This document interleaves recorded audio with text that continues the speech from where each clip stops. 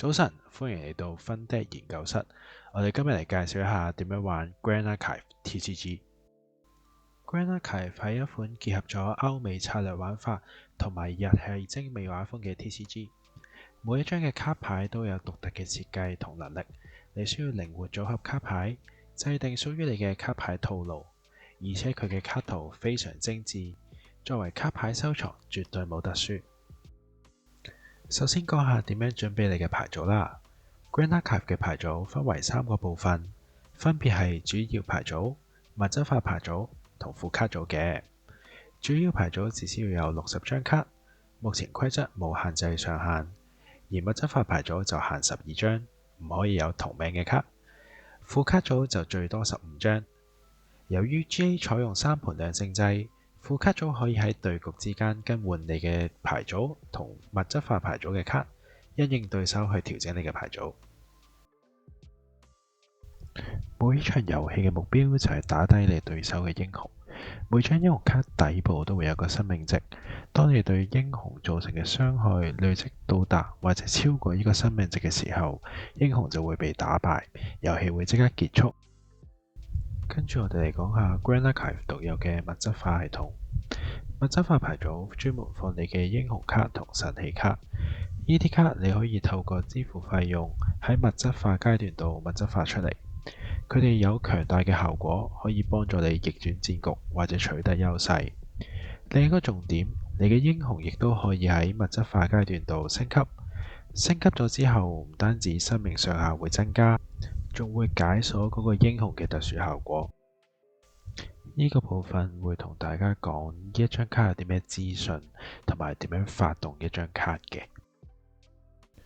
黃色圈圈嘅就代表預留費用，即係你要喺手牌度揀相同數量嘅卡，反面放入記憶區支付費用。見到黃色圈圈就知道呢張卡係屬於主要牌組嘅卡。首先我要喺手牌度宣言我想打出嘅卡，呢度我宣言我要打出亞瑟，跟住支付左上角標示嘅預留費用，呢度需要支付4點。當費用支付完成之後呢一張卡就成功被發動啦。如果你見到嘅卡係有藍色圈圈嘅話，就知道呢張卡係屬於物質化牌組嘅卡，代表佢有記憶費用。想打出呢一啲卡，你就需要喺物質化階段隨機喺記憶區度驅逐相同數量嘅卡嚟支付呢啲費用。喺物質化階段，首先你要喺物質化牌組度宣言你要物質化嘅嗰一張卡。呢度我會選擇羅賓 Level 1，然後支付佢嘅記憶費用。羅賓 Level 1嘅記憶費用係1點，所以我需要喺記憶區度隨機驅逐一張卡去支付記憶費用。當支付成功之後，嗰一張物質化嘅卡就會正式進入場上。跟住嚟講下元素系統。Grand Archive 有4種基礎元素，分別係無屬、火屬、風屬、水屬，同埋無數種嘅高階元素。高階元素一般會喺英雄升級嘅時候解鎖。所有卡牌右上角都有佢嘅元素符號，而你可以出嘅卡就只限於你嘅英雄啟用咗嘅元素。遊戲開始嘅時候，每個英雄都會自動啟用無屬性。簡單啲嚟講，你只可以用灰色同英雄相同顏色嘅卡，例如水屬就只能夠用藍色同灰色嘅卡。英雄升級嘅時候可以解鎖更多嘅元素，而解鎖咗嘅元素會繼續保留。跟住係類型部分。Grand Archive 卡有分類型同子類型，呢啲係判定卡牌分類嘅關鍵。類型就係卡牌嘅大分類，主要包括英雄、盟友、行動、攻擊、神器、武器、領域等等。每個類型都有自己嘅特點，就好似英雄會有生命值，盟友會有攻擊力同生命值等等。而子類型呢，就係卡牌類型嘅進一步分類，通常用嚟標示卡牌嘅詞條。一張卡可以有多個子類型，例如一張盟友牌可以同時係野獸，亦都同時係史萊姆。而類型同子類型唔會影響你可唔可以發動嗰張卡，但係有啲卡指定某啲詞條嘅卡發動效果。最後，我哋嚟講下能力數值。卡牌嘅右下角，我哋通常會見到以上5款嘅標誌，分別係生命值、攻擊力、耐久度、慢速發動同快速發動5款。生命值會喺英雄牌同盟友牌上面見到，佢代表單位最大承受嘅生命上限。當受到嘅傷害累積達到或者超過生命值，嗰個單位就會死亡。要特別留意嘅係，盟友牌嘅傷害累積會喺回合結束嘅時候歸零。換句話講，如果冇喺一個回合之內擊殺嗰個盟友，佢嘅血量會回復至上限。攻擊力會喺武器、盟友同攻擊卡上面見到，而攻擊力呢，就代表住嗰一張卡喺戰鬥嘅時候攻擊對手單位可以造成嘅傷害量，而呢個傷害呢，亦都係遊戲入邊定義為戰鬥傷害。擁有攻擊力1或以上嘅盟友卡可以直接宣言攻擊。至於英雄卡原身冇攻擊力，佢哋需要靠住武器裝備或者使用攻擊卡先可以攻擊嘅。特別注意一點，除非特別寫明，否則一般盟友牌係唔可以用武器或者攻擊牌進行攻擊。而耐久度通常會喺武器牌或者某啲領域牌上面見到，代表嗰一張卡目前擁有嘅耐久指示物數量。當嗰個數量歸零嘅時候呢，嗰一張卡就會被破壞。耐久度代表武器嘅可使用次數，例如英雄用武器卡攻擊，結算傷害之後呢，武器卡嘅耐久度會減1。而領域牌嘅耐久度呢，就好似盟友嘅血量，嗰個領域呢，可以被當作攻擊嘅目標，佢嘅耐久度呢，會減少戰鬥傷害嘅數量，而且唔會自然回復，即係領域可以被英雄或盟友攻破。一般喺行動卡上邊會見到速度嘅標示，分別為快速發動或者慢速發動。慢速發動代表呢張卡只可以喺玩家自己嘅主要階段，而且冇其他效果堆疊嘅情況之下發動。攻擊卡同埋盟友卡天生就屬於慢速，唔係玩家自己回合呢係唔可以使用嘅。相反，快速發動就代表玩家喺擁有行動機會嘅時候呢，隨時都可以發動。簡單啲嚟講呢，快速發動可以喺任意時間點上邊發動啦，包括喺對手嘅回合。快速發動卡可以回應對面嘅行動發動，例如階段開始或者結束嘅時候，對方攻擊宣言嘅時候，或者對方發動卡嘅時候，都可以回應，然後發動呢張卡。有啲卡上面會有啟動技能，而啟動技能天生呢就會屬於快速發動嘅。有啲卡嘅右下角呢係冇任何嘅能力標誌嘅，佢哋通常呢係物品、領域同幻象呢3種嘅卡。目前佢哋嘅共通點呢，都係發動之後會一直係留喺場上。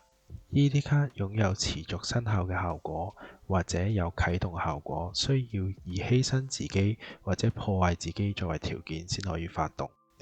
跟住我哋嚟講下遊戲設置啦。右上角呢就係除外區 Banish Zone， 當卡被驅逐 Banish 嘅時候呢，就會進入呢一個區域。右手邊呢就係你嘅主要牌組啦。咁當你抽取手牌嘅時候呢，你就會喺呢個主要牌組度抽取。右下角呢個地方呢，就係墓地，用完或者被消滅嘅卡呢，就會進入呢度。而正下方呢，就係記憶區域，當你支付預留費用嘅時候呢，就需要將牌放置喺呢個位置。正上方呢，就係你嘅主戰場啦，你嘅盟友英雄都會擺喺呢個地方。最後左手邊呢，就係你嘅物質化牌組啦。遊戲開始時，每位玩家會將一張等級0嘅英雄卡放置到場上，並即刻執行嗰個英雄卡嘅入場抽卡效果。呢度嘅火靈魂頭效果係抽7張卡，抽完之後會按照先後攻嘅次序去出牌。第一個回合係冇物質化階段同回憶階段嘅，所以我哋直接進入主要階段。喺主要階段，我選擇從手牌宣言召喚亞瑟，然後支付召喚所需嘅4點預留費用。當支付費用完成之後呢，我哋就成功召喚亞瑟啦。然後我就執行亞瑟嘅入場時效果，將佢領還。召喚完亞瑟之後，我選擇結束我呢個回合。喺第2個回合，我進入咗喚醒階段，將我所有控制嘅物件全部喚醒直立。之後進入物質化階段，從物質化牌組度輸入一張卡，呢度我選擇 Level 1嘅羅賓。之後支付佢嘅記憶費用，羅賓需要支付1點嘅費用，所以從記憶區驅逐一張卡。支付完成之後，羅賓成功入場，執行佢嘅入場時效果，物質化一張等級0嘅武器卡。呢度我選擇真視劍。由於真視劍嘅物質化費用係0點，所以呢度我唔需要除外任何卡。真視劍入場。物質化階段之後係回憶階段，將記憶區嘅牌全部收回手。跟住係抽牌階段，抽一張卡。後宮玩家嘅第一個回合會有抽牌階段，抽牌階段結束後會直接進入主要階段。喺主要階段，我選擇召喚紅心1，然後執行紅心1嘅入場時效果。不過因為達唔到入場時效果嘅條件，所以呢度嘅紅心1係冇效果嘅。喺主要階段，我哋可以選擇用盟友去進行攻擊。呢度我就用啱啱召喚嘅紅心1對對方造成1點嘅傷害。呢度我哋嘅 target 係對面嘅 BB 紅色史萊姆。BB 紅色嘅史萊姆呢，由於係企直嘅狀態啦，所以佢可以選擇反擊嘅。反擊嘅時候呢，需要幻治自己嘅。紅色 BB 史萊姆受到1點傷害，反擊2點傷害，雙方都受傷大於3分之一，因此死亡。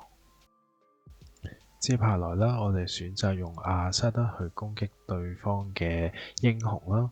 咁亞瑟嘅攻擊力咧係2點嘅，而對方嘅英雄冇嘢做，所以對方會受到2點嘅傷害。然後我就示範點樣發動攻擊牌，從手牌中輸入我要發動嘅一張攻擊牌，然後支付3點所需嘅預留費用。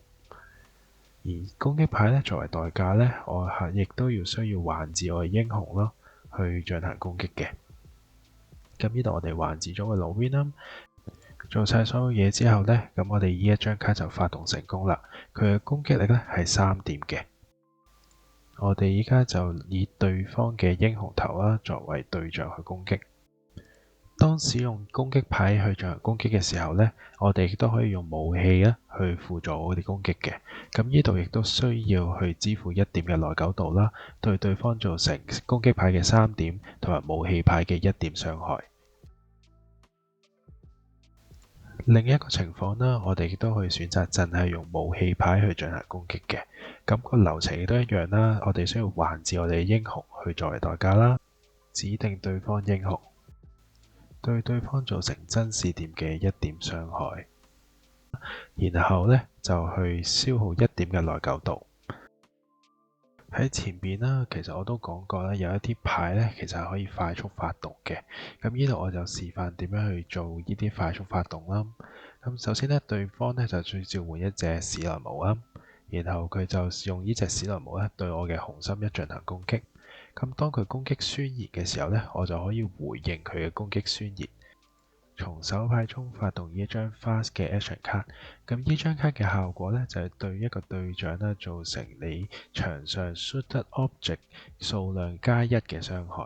咁由於我場上有2張啦，咁所以我可以總共造成3點嘅傷害嘅。咁同普通發動卡嘅一樣啦，我需要支付2點嘅費用去發動呢一張卡，然後指令對方嘅史萊姆。卡牌嘅效果發動呢係倒序嘅，所以會由我最新發動嘅一張 action 卡開始計算。由於對方嘅史萊姆得返1滴血啦，咁所以呢，佢係即場死亡嘅。而由於史萊姆死咗啦，所以佢嘅攻擊係失敗嘅。最後我就示範一下點樣發動一啲慢速嘅牌。咁依家係我嘅主要階段。咁我從手牌度發動呢一張嘅蛋糕啦，咁支付2點嘅費用，然後蛋糕就成功發動入場。咁我發動嘅入場時效果，抽一張卡。當處理晒所有效果之後呢，我可以發動第2張嘅慢速卡嘅。咁呢度我就選擇呢一張 action 卡啦。咁佢嘅效果就係從牌面上邊就睇5張卡啦，然後揀一張animal 上手嘅。咁我就睇啦。呢度我就選擇 BB 史萊姆加入手牌。